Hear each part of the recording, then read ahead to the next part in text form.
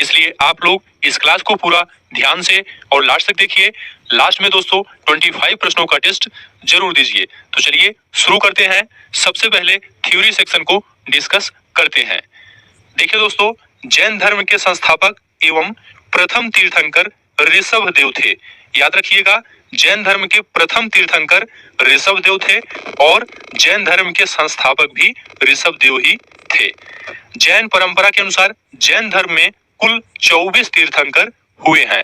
जैन धर्म के 23वें तीर्थंकर पार्श्वनाथ थे और जैन धर्म के 24वें एवं अंतिम तीर्थंकर महावीर स्वामी हुए। महावीर स्वामी का जन्म 540 ईसा पूर्व में कुंडग्राम में हुआ था। वैशाली के कुंडग्राम में हुआ था। सभी पॉइंट ध्यान से देखते हुए चलिए। यहाँ पर आप लोग याद रखिएगा, जैन धर्म के 24वें तीर्थंकर महावीर स्वामी थे और ये अंतिम तीर्थंकर थे। जैन धर्म के अंतिम तीर्थंकर कौन थे? महावीर स्वामी थे। इनका जन्म दोस्तों 540 ईसा पूर्व में कुंडग्राम में हुआ था। अगला पॉइंट है, महावीर स्वामी के पिता का नाम सिद्धार्थ और माता का नाम त्रिशला था। महावीर का जन्म जांत्रिक या ज्ञात्रिक क्षत्रिय गोत्र में हुआ था। कहीं कहीं पर दोस्तों जांत्रिक लिखा रहता है और कहीं पर ज्ञात्रिक लिखा रहता है, तो इसे याद रखिएगा। महावीर स्वामी के बचपन का नाम वर्धमान था। यहाँ से भी एग्जाम में पूछा जाता है। महावीर की पत्नी का नाम यशोदा एवं पुत्री का नाम अनुजा प्रियदर्शनी था। चलिए आगे बढ़ते हैं। महावीर स्वामी 30 वर्ष की उम्र में अपने बड़े भाई नंदिवर्धन से अनुमति लेकर संन्यास जीवन को स्वीकार किया था। 12 वर्षों की कठिन तपस्या के बाद महावीर को जृंभिक के समीप ऋजुपालिका नदी के तट पर साल वृक्ष के नीचे तपस्या करते हुए संपूर्ण ज्ञान का बोध हुआ था।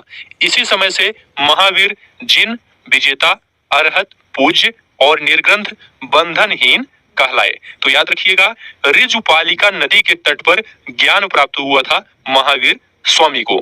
चलिए आगे बढ़ते हैं। जब महावीर को ज्ञान की प्राप्ति हो गई थी तब महावीर ने जैन संघ की स्थापना पावापुरी में की थी। पूछा जाता है, महावीर स्वामी ने जैन संघ की स्थापना कहां पर की थी? तो पावापुरी में की थी। महावीर ने अपना प्रथम उपदेश राजगीर में प्राकृत भाषा में दिया था। प्रथम उपदेश कहाँ दिया था? राजगीर में दिया था। महावीर के अनुयायियों को मूलतः निर्ग्रंथ कहा जाता था। महावीर के प्रथम अनुयायी उनके दामाद जामिल बने थे। याद रखिएगा, महावीर के प्रथम अनुयायी उनके दामाद जामिल बने थे। जैन धर्म के त्रिरत्न हैं। कौन कौन? सम्यक दर्शन और सम्यक ज्ञान, सम्यक आचरण। सम्यक दर्शन का मतलब सही विश्वास, सम्यक ज्ञान का मतलब सही ज्ञान, सम्यक आचरण का मतलब सही आचरण। महावीर ने गृहस्थों को पंच अणुव्रत करने का उपदेश दिया था। पंच अणुव्रत कौन कौन है? अहिंसा, सत्य वचन, अहिंसा, सत्य वचन, अस्तेय, अपरिग्रह एवं ब्रह्मचर्य। ये 5 अणुव्रत थे। जैन धर्म का सबसे महत्वपूर्ण मौलिक सिद्धांत अहिंसा है। भगवान महावीर ने भी अहिंसा को प्रमुख स्थान दिया है। चलिए आगे बढ़ते हैं। कल्पसूत्र जैन धर्म का महत्वपूर्ण ग्रंथ है जिसकी भाषा संस्कृत है और इसकी रचना भद्रबाहु ने की थी।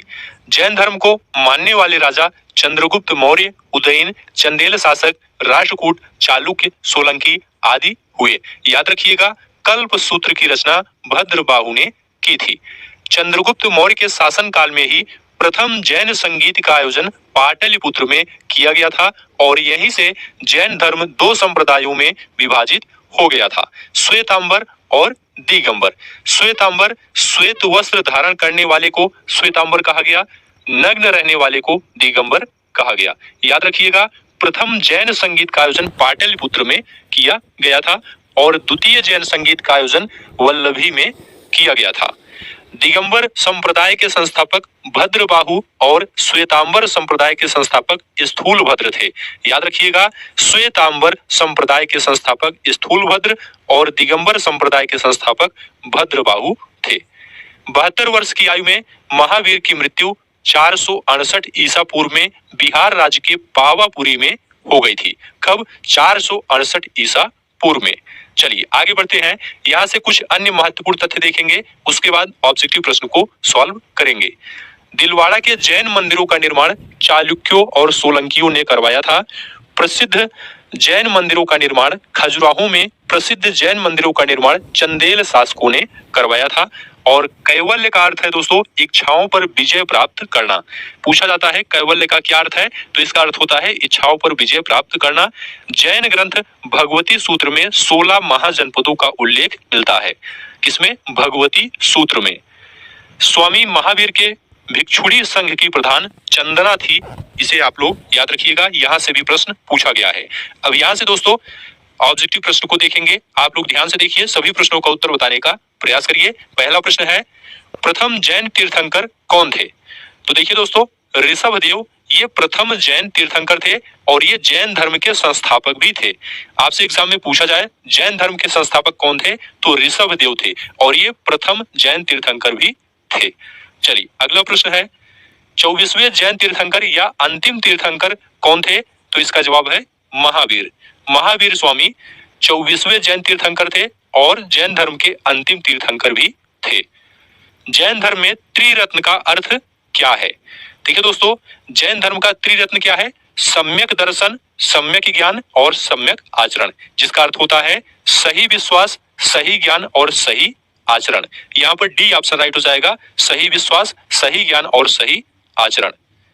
जैन धर्म का सबसे महत्वपूर्ण मौलिक सिद्धांत क्या है? तो याद रखिएगा अहिंसा। अहिंसा ये जैन धर्म का सबसे महत्वपूर्ण मौलिक सिद्धांत है, इसलिए बी ऑप्शन राइट है। मनुष्य जीवन का सर्वोत्तम ध्येय है कैवल्य, जिसका अर्थ है कैवल्य का क्या अर्थ है आपको यह बताना है। तो इसका जवाब है इच्छाओं पर विजय प्राप्त करना, सी ऑप्शन आपका राइट हो जाएगा। महावीर स्वामी के बचपन का क्या नाम था? तो बचपन का नाम दोस्तों वर्धमान था, यहाँ पर सी ऑप्शन राइट है। महावीर स्वामी के बचपन का नाम वर्धमान था, सी ऑप्शन राइट है। महावीर की पत्नी का क्या नाम था? महावीर की पत्नी का क्या नाम था?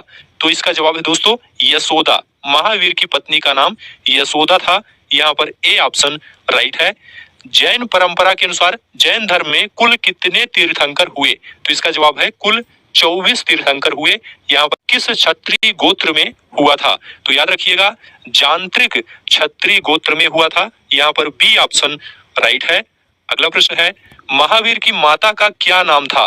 तो देखिए दोस्तों महावीर की माता का नाम त्रिशला था, यहाँ पर सी ऑप्शन राइट हो जाएगा। अगला प्रश्न है महावीर की मृत्यु कहाँ हुई थी? तो याद रखिएगा पावापुरी में। महावीर की मृत्यु पावापुरी में हुई थी। कब हुई थी?